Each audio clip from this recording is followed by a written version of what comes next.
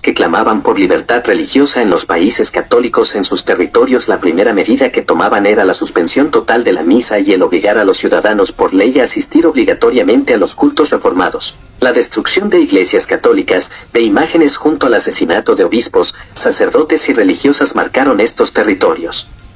Mucho más que lo que ocurría en su contraparte católica.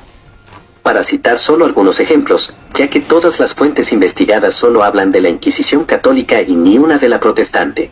Se recuerda la masacre de los monjes de la abadía de San Bernardo de Bremen, cuyos monjes fueron asesinados, desollados y se les echó sal en la carne viva, siendo después colgados del campanario por turbas protestantes en el siglo XVI. El ahorcamiento de 6 monjes cartujos y del obispo de Rochester en la Inglaterra protestante en 1535.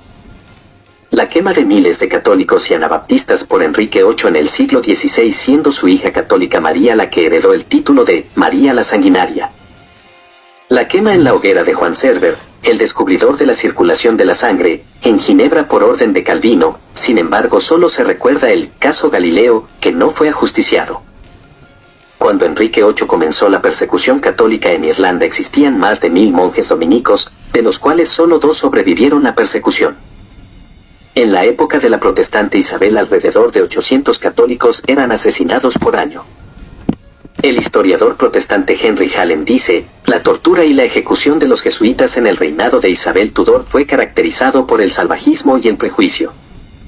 Un acto del Parlamento inglés decretó en 1652 que cada sacerdote romano debe ser colgado, decapitado y desmembrado y después quemado y sus cabezas expuestas en un poste en lugar público. En la Alemania luterana los anabaptistas eran cocidos en sacos y echados en ríos.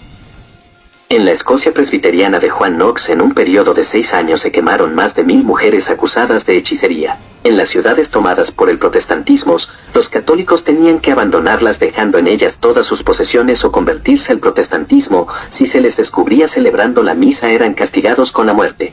Jansen, un escritor de esta época, cita a un testigo el cual dice, el teólogo protestante Mayfart describe la tortura que él personalmente presenció. Un español y un italiano fueron los que sufrieron esta bestialidad y brutalidad. Pero en Alemania la tortura se mantiene por todo un día y una noche y hasta por 2 días, algunas veces hasta por 4 días, después de los cuales se comienza de nuevo. Es una historia exacta y horrible que no pude presenciar sin aún estremecerme. El mismo Jansen nos da este dato. En Augsburg en el año 1528 cerca de 170 anabaptistas de ambos sexos fueron puestos en prisión por orden del ayuntamiento. Muchos de ellos fueron quemados vivos, otros fueron marcados con hierros candentes en la mejilla o sus lenguas fueron cortadas. En Augsburg el 18 de enero de 1537 el Consejo Municipal publicó un decreto donde se prohibía el culto católico y se les daba 8 días para que los católicos abandonaran la ciudad. Pasado ese término se envió a los soldados a perseguir a los que no aceptaron la nueva fe. Se tomaron las iglesias y monasterios, se destruyeron las estatuas y los altares. Frankfurt emitió una ley parecida y la total suspensión del culto católico se extendió a todos los estados alemanes y después se tacha a la Iglesia Católica de intransigente. En 1530, en sus comentarios al Salmo 80, Lutero aconsejaba a los gobiernos que aplicaran la pena de muerte a todos los herejes. En el distrito de Torgau, Suiza, un misionero zwingliano al frente de una turba protestante saqueó, masacró y destruyó el monasterio local. El mismo Erasmo se aterró de ver a piadosos fieles excitados por sus predicadores protestantes, salir de la iglesia como posesos con la ira y la rabia pintadas en el rostro, como guerreros animados por un general. El mismo Éramos le comenta en una carta a Pirkeimer lo siguiente: los herreros y obreros quitaron las pinturas de las iglesias y lanzaron tales insultos a las imágenes de los santos y al mismo crucifijo que es harto sorprendente que no hubiese un milagro. No quedó ni una estatua en iglesias ni monasterios, todo lo que podía arder fue arrojado al fuego y el resto reducido a fragmentos, nada se salvó. En la Zúrich protestante se ordenó quitar todas las imágenes religiosas, reliquias y adornos de las iglesias y hasta el órgano fue desterrado. La catedral quedó desnuda como lo está hasta hoy. A los católicos se les inhabilitó para ocupar cargos públicos, la asistencia a misa se castigaba con una multa la primera vez y penas más severas a los reincidentes. Un hecho que totalmente pareciera que nunca hubiera ocurrido si no estuviera bien documentado fue el saqueo de Roma. Ni siquiera los católicos saben que este hecho ocurrió. ¿Qué fue el saqueo de Roma? El saqueo de Roma fue uno de los episodios más sangrientos del Renacimiento. El día 6 de mayo de 1527 los miembros de las legiones luteranas del ejército imperial de Carlos V se sublevaron y tomaron por asalto la ciudad de Roma. Unos 18.000 asquenetes se lanzaron durante semanas a la más viciosa de las represiones, generando una orgia de sangre por la que pasan los historiadores. Un texto veneciano dice de este saqueo: el infierno no es nada si se le compara con la visión de la Roma actual. Los soldados luteranos declararon a Lutero, Papa de Roma. Estos son algunos resultados ante los cuales la historia de algunos eruditos calla cobardemente. Todos los enfermos del Hospital Espíritu Santo fueron masacrados en sus camas, dieron 19.000, las pedidas fueron de 10 millones de ducados, suma astronómica en la época. Los palacios fueron volados a cañonazos con sus habitantes dentro. Las cabezas de los apóstoles San Juan y San Adre sirvieron para jugar las tropas. El río llevaba cientos de cadáveres de religiosas, laicas y niñas violadas y con lanzas incrustadas en su sexo. Las iglesias y San Pedro fueron convertidos en establos y misas profanas con prostitutas se parodiaban por la sodadesca. Dice Gregoribus al respecto: algunos soldados borrachos pusieron a un asno unos ornamentos sacerdotales y obligaron a un sacerdote a darle la comunión. El desventurado sacerdote engulló la forma y sus verdugos le dieron muerte con horribles tormentos. Cuenta de que eran mal interpretadas por los reformadores o por el pueblo sin preparación religiosa.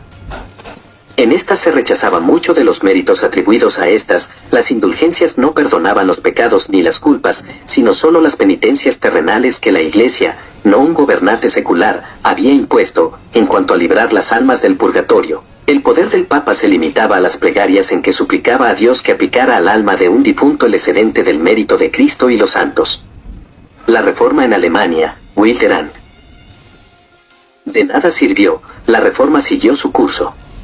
La forma de pensar de los reformadores fue extremada, violenta y muchas veces fue un llamado al crimen. Así vemos que Lutero en el 1520 escribía en su Epítome: si Roma así lo cree y enseña, a sabiendas de papas y cardenales, declaro francamente que el verdadero anticristo está entronizado en el templo de Dios y reina en Roma, la empurpurada Babilonia, y que la curia es la sinagoga de Satanás. Si la furia de los romanistas no cesa, no quedará otro remedio sino que los emperadores, reyes y príncipes rodeados de fuerza y armas, ataquen a esa plaga del mundo y resuelvan el asunto no ya con palabras, sino con la espada. Si castigamos a los ladrones, salteadores con la espada, a los herejes con la hoguera, porque, con mayor razón, no atacamos con las armas a estos maestros de perdición, a esos cardenales, a esos papas, a toda esa cima de la Sodoma romana, que ha corrompido perpetuamente a la Iglesia de Dios, y nos lavamos las manos en su sangre. En un folleto llamado Contra el falsamente llamado Orden Espiritual del Papa y los Obispos, en julio de 1522 dijo: sería mejor que se asesinase a todos los obispos y arrasese a todas las fundaciones y claustros que no se destruyese un alma sola, para no hablar ya de que todas las almas se perdiesen para salvar sus indignos fraudes e idolatrías. ¿Qué utilidad tiene los que así viven en la lujuria, alimentándose con el sudor y la sangre de los demás?